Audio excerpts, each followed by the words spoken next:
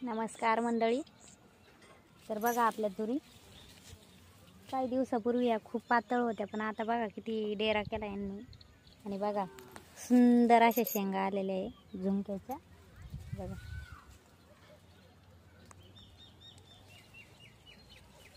पार खाली वाकल्यात ह्या तुरी मस्त.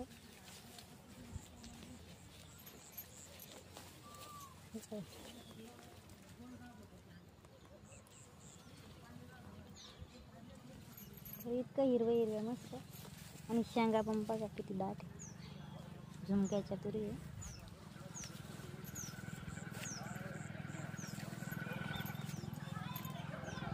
मस्त हिरवं दिसते ना.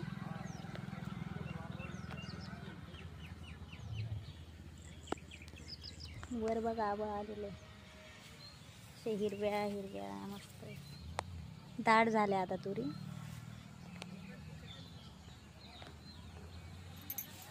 तर कशा आहे तुरी कमेंट करून नक्की सांगा. धन्यवाद.